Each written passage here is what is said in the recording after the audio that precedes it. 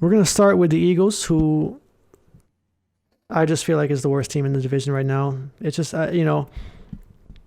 nothing against the Eagles. I have no reason to dislike the Eagles. I just look at their roster, and it's just not as good as the other ones. The first question mark you have is Jalen Hurts actually a starting quarterback or not? He came in for a few games last season. The first game, he looked really good against the Saints. Really good is an objective term because he only had like 180 passing yards. The Saints had no tape. They weren't prepared. The Saints had no film, played horrible offense without Drew Brees. And so Jalen Hurts, he looked pretty decent against the Cardinals in his little battle with Kyler Murray. Then he also looked like absolute ass cheeks and got benched against Washington. Everybody's like, oh, the Eagles lost on purpose. But here's the thing. He had 3 first-half interceptions. He got benched. Yeah. At the end of the day, if you're playing like hot garbage, you get benched. Now, obviously, that was a big, important game, and maybe you wanted to leave him in there to try to beat the Washington football team so the Giants can make the playoffs, but ultimately, your rookie quarterback throws 3 picks. Look at Tua. He got benched for throwing picks, too. It's the same thing. Yeah. Your quarterback played like now. The difference is the Dolphins had Ryan Fitzpatrick and the Eagles put in Nathan Peterman, but the fact still stands. You can't there's a certain level of discipline you have to have in the NFL when you're a coach, and you can't just allow your rookie quarterback to throw 3 interceptions in the first half and think it's okay. I'm going to keep my job. Yeah. So I kind of like the whole losing on purpose thing. I get it because it did look really bad in the situation, but if you look at the game that Jalen Hurts was having. I probably would have left him in there, but I can't necessarily blame him for getting benched. He played like ass.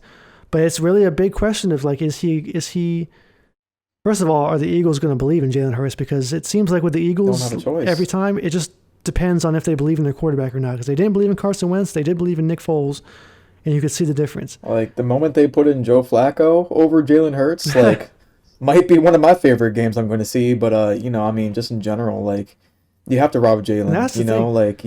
You let go Carson Wentz, bro. Yeah. But it's also a good thing that if he's ever gonna turn around and show that he's the guy, it's gonna be this season with Devonta Smith because of that Alabama connection they got. That's true. That has to be. The biggest thing with him is that he's his legs. He's very, very good with his legs. Not necessarily that he's a running quarterback. He's just very good at buying time. When he played against the Saints, you guys know the Saints have, last year they had, I don't know if they still have, but with Trey Hendrickson and them, they had arguably the best pass rush, one of the top pass rushes in the whole league. Mm-hmm. And he was running away from it. Cam Jordan would come through, and he would just run away. And so that's a good skill to have, pocket awareness, stuff like that. He didn't take too many terrible sacks. Yeah, he didn't throw that many terrible picks. They're supposed to be top number 4 in defense, and he was able to. Saints were playing. In that game, the Saints. Losing that game cost the Saints the first seed in the NFC.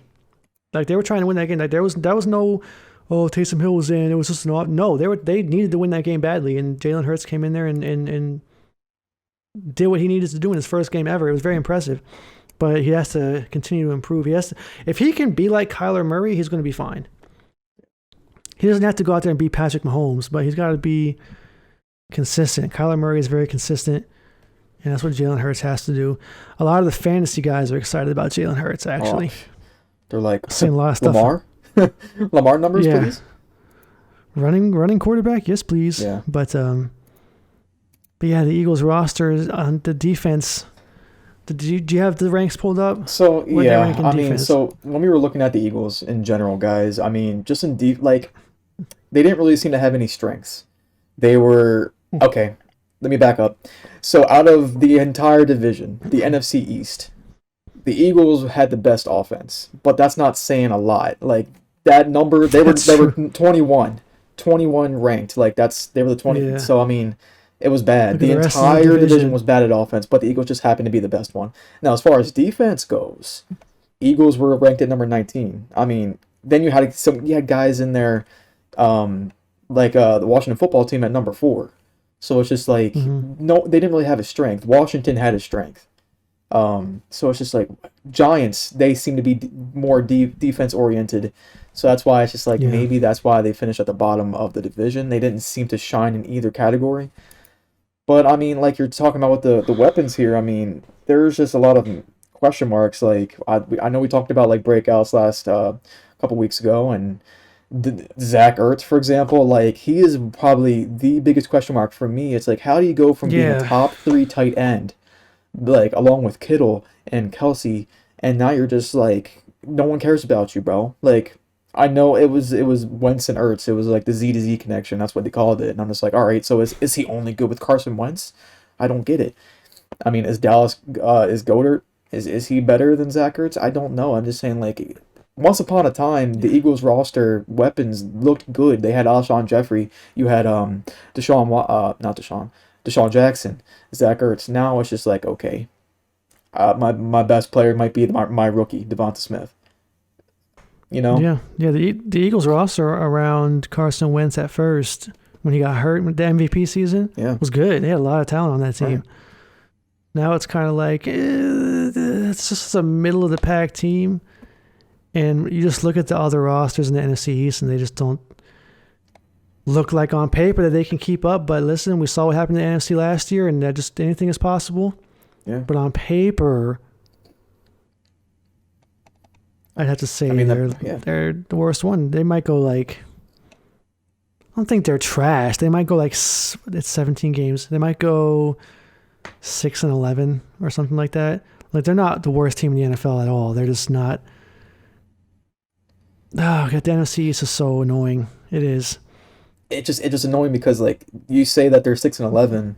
Last year that could have won them the entire division. So it's just like stuff like that pisses me off. Like a team with only 6 wins should not be. They should not be privileged I don't think that's gonna happen this year. They shouldn't even have a chance to go into the playoffs. And it's just whatever. Yeah. Anyway, let's move on to the Cowboys. Now you gotta say what's your record. Oh, my record for the Eagles. Mm-hmm. I'll say 5 wins. Oof. I'm sorry. I know that Jalen and Devonta Smith. That's really great and all, but I mean, And Kerrigan. I don't know, man. I don't see a whole lot of improvement. I see a lot of like sidesteps. I don't see major improvements, if that makes sense. Yeah. The only major It also improvement that I've depends seen on is getting that wide receiver, which was like a big duh. But it's like, okay, you went from Jalen Mills to Anthony Harris, and it's just like I see a lot of sidesteps. Yeah, although Anthony Harris is ranked way higher on PFF's shitty safety rankings than PFF is trash. We went over that. than Mills is. I'll say Devonta Smith is God. it's a good addition, but I mean I don't know. Yeah, and the other question mark that I forgot to put on the notes is the coach, Nick Sirianni from the Colts, the offensive coordinator. Like, whenever you have a new coach, you just never know what's going to happen. He, offensive coordinator from the Colts. Colts not exactly known for their offense. Colts are not known for dealing with mobile quarterbacks. Yeah, so interesting times. But yeah, I say growing pains this year, 6-11. Maybe you guys get a good draft pick. Devontae Smith, Jalen Hurts developed. The coach does better. And maybe you guys are better next year. But this year, I don't see it. Yeah. Like, it's very rare that you see a rookie make a major impact on a team. Like, I feel like if you're going to look at something to compare, like, look at Justin Jefferson and what he did for the Vikings, for example. Oh, my gosh. Like, he was probably the best rookie wide receiver on paper and stats. But look at the Vikings. Yeah. How did they finish? 9-7 again? So it's just like, you can't expect rookies to come in and be like, dude, we're going to go to the playoffs. It doesn't happen like that. Anyway. Yeah.